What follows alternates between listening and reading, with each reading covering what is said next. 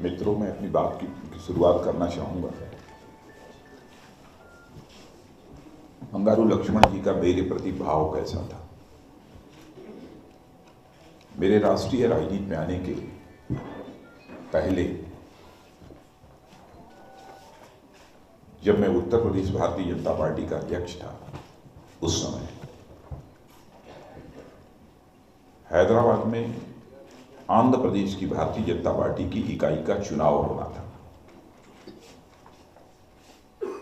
भंडारी जी उस समय हमारे राष्ट्रीय संगठन मंत्री हुआ करते थे, राष्ट्रीय उपाध्यक्ष थे, संगठन मंत्री के रूप में वो अपनी जिम्मेदारी निभा रहे थे। एकाएक भंडारी जी का टेलीफोन मेरे पास गया। उन्होंने कहा कि राजनाथ जी, आपको हैदराबाद जाना है। मैंने पूछा, भंडारी जी किस काम से? तो उन्होंने कहा कि आंध्र प्रदेश भारतीय जनता पार्टी की इकाई का वहां चुनाव आपको संपन्न कराना है। तो मैंने पूछा कि मैं तो उत्तर प्रदेश का अध्यक्ष हूं, राष्ट्रीय राजनीति में मैं हूं नहीं, तो मुझे क्यों भेज रहे हैं?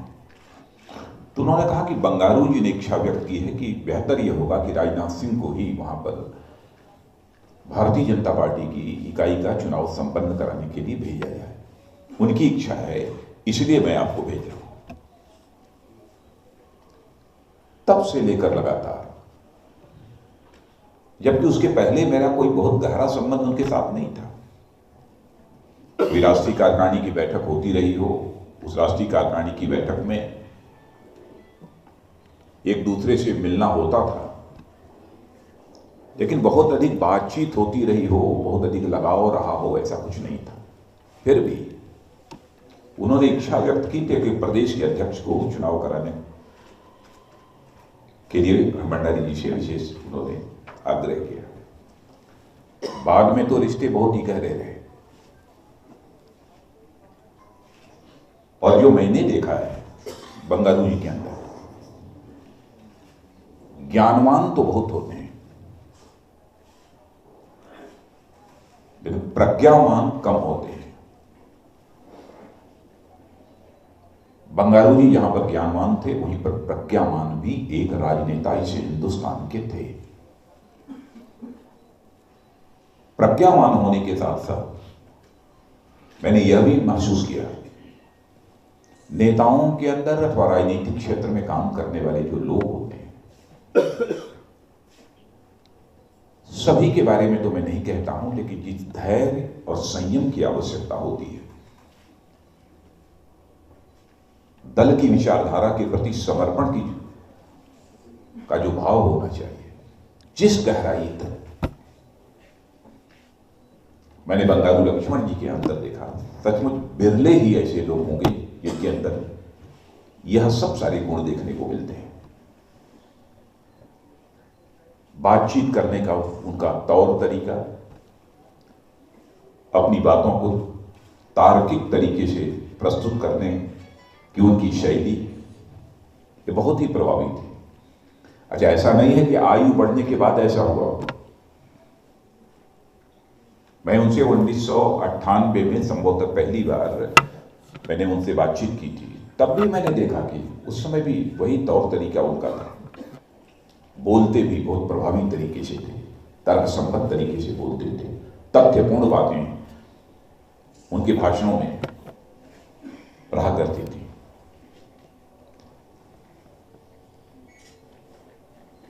और बंगारू जी ने एक एजेंडा प्रस्तुत किया था जब वो भारतीय जनता पार्टी के जब अध्यक्ष बने थे, राष्ट्रीय अध्यक्ष। कोई यह कल्पना नहीं कर सकता था कि कोई दलित समाज का व्यक्ति भी भारतीय जनता पार्टी का अध्यक्ष बने। और जो एजेंडा उन्होंने प्रस्तुत किया था, नागपुर में संभवतः वह राष्ट्रीय परिषद का सम्मेलन था, और उस पर भारतीय जनता पार्टी लगातार चल रही थी, और आज भी उसी एजेंडे पर भारतीय जनता पार्टी चल रही है। भारतीय जनता पार्टी ने बंगारू लक्ष्मण जी के द्वारा प्रस्तुत किए गए उस एजेंडे को छोड़ा नहीं है। इसे सहज रूप से कल्पना की जा सकती है कि उनकी सोच, उनकी समझ और उनके समर्पण के प्रति भारतीय जनता पार्टी के लोगों के मन में किस प्रकार का एक आदर का भाव है। मैं जानता हूं कि तरह तरह के अनर्गल प्रचार भाजपा के बारे में बराबर किए गए और ये कहा जाता है कि भारतीय जनता पार्टी पूरे समाज को लेकर चलने वाली राजनीतिक पार्टी नहीं है। सचमुच जो लोग समाज को लेकर नहीं चलते हैं और शायद आत्मनिरीक्षण करने के बाद उन्हें निश्चित रूप से इस बात का एहसास होता होगा कि वो पूरे समाज को लेकर नहीं चलना चाहते हैं। और भारतीय जनता पार्टी एक ऐसी राजनीतिक पार्टी है जो समाज के सभी वर्गों को साथ लेकर चलना चाहती है, इसलिए सोचते हैं कि भारतीय जनता पार्टी के ऊपर भी आरोप लगाकर उन्हें भी अपनी जमात में क्यों न शामिल कर लिया जाए। शायद इसीलिए इस प्रकार के आरोप लगा। और मैं वो वाक्य भूल नहीं सकता जो बंगारू जी कहा करते थे कि हम लोग राजनीति तो हम लोग देश के लिए कर रहे हैं ना, देश के लिए कर रहे हैं। और देश में को बनाने के लिए किसी एक समाज को, किसी एक वर्ग को छोड़कर देश नहीं बनाया जा सकता। और मित्रों, हमारी निश्चित यह मान्यता है कि समाज के किसी एक वर्ग को छोड़कर मेजॉरिटी अथवा माइनॉरिटी के आधार पर सरकार तो बनाई जा सकती है, लेकिन देश नहीं बनाया जा सकता है। इसीलिए भारतीय जनता पार्टी ने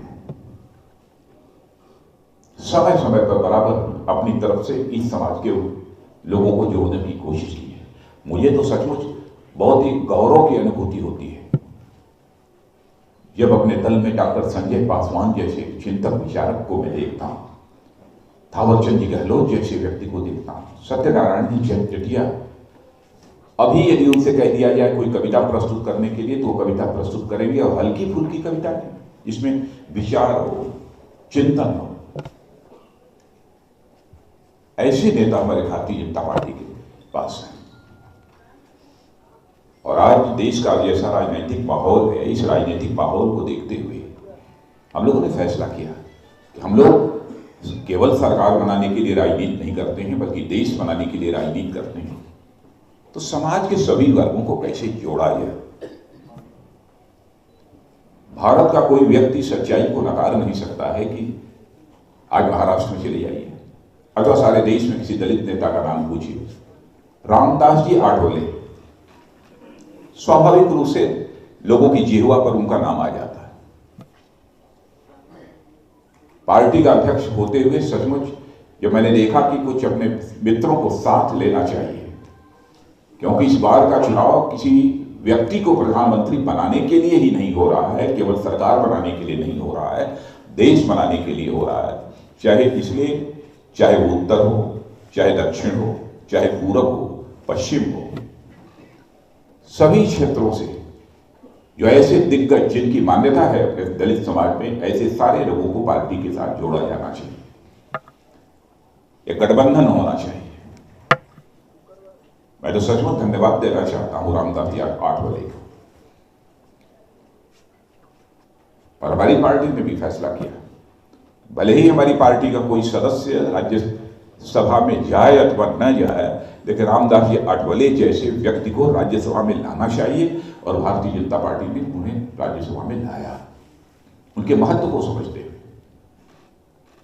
उदित राज जी जैसे चिंतक और विचारक को भी हम लोगों ने प्रयत्नपूर्वक भारतीय जनता पार्टी में शामिल किया है। बिहार का सवाल था, माना जाने नेता दलित समाज में रामविलास जी पासवान, उनके लिए प्रयत्न किया हम लोगों ने कि नहीं, आपको इसके साथ जुड़ना चाहिए।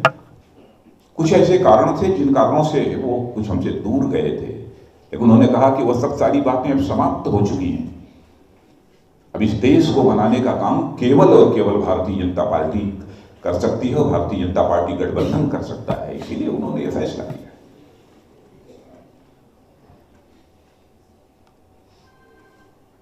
और इसी प्रकार का चिंतन, इसी प्रकार की सोच हमारे बंगारू जी की थी।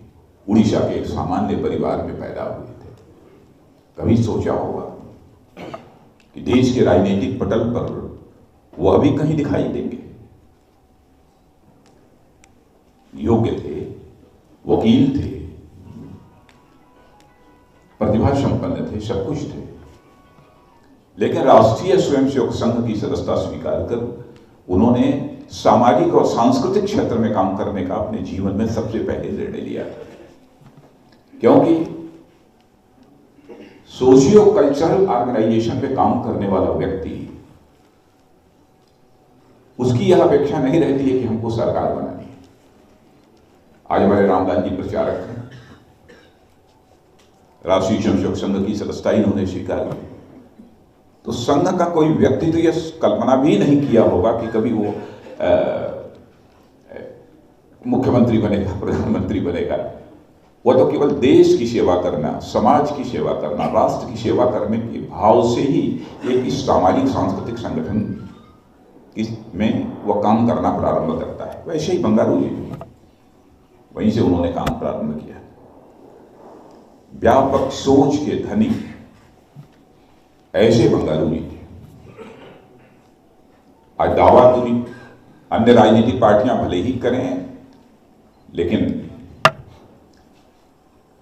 अभी सच्चाई को कोई नकार नहीं सकता है कि हिंदुस्तान में सभी राजनीतिक पार्टियों, सभी समाज के सभी वर्गों को साथ लेकर चलने वाली यदि कोई पार्टी है, कोई गठबंधन है, तो वह भाजपा है, अथवा भाजपा नेतृत्व का एनडीए गठबंधन है।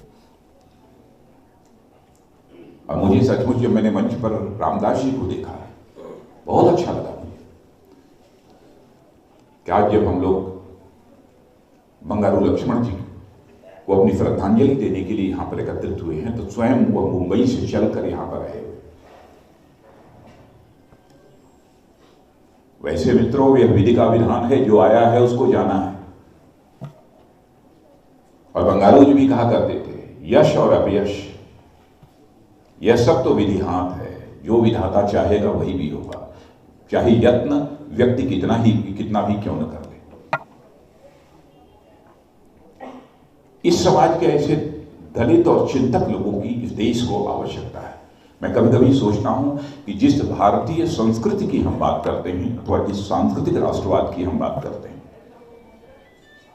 बहनों भाइयों, वो संस्कृति कहां रही होती यदि हमारे देश में आदि कवि जिन्हें कहा जाता है, पहला कवि जिन्हें कहा जाता है, महर्षि वाल्मीकि न पैदा हुए होते, तो हमारी संस्कृति, इतनी समृद्धशाली संस्कृति कैसे होती। वेद व्यास जी न रहते तो शायद महाभारत की रचना कौन करता। रविदास जी जैसा संत रविदास जी, काशी नरेश राजा, उनके यहां भगवान राम की एक सिद्ध प्रतिमा थी, उसको लेने के लिए बहुत आरजू मिन्नत किया, उनकी झोपड़ी में गए, सब कुछ किया, वो तैयार नहीं हुए। उन्होंने कहा मैं अपनी सिद्ध प्रतिमा नहीं दे सकता। उन्होंने कहा सोने से भर दूंगा आपकी झोपड़ी।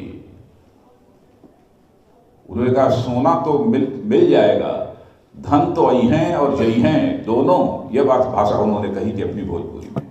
लेकिन हमारे ये कहाँ मिलेंगे, राम कहाँ मिलेंगे। बाबा साहब भीमराव अम्बेडकर, बाबा साहब भीमराव अम्बेडकर को यह देश कभी भूल सकता है? उनका कितना बड़ा योगदान है। बाबा साहब भीमराव अम्बेडकर ने तो इस सीमा तक कहा था कि यदि उस समय भी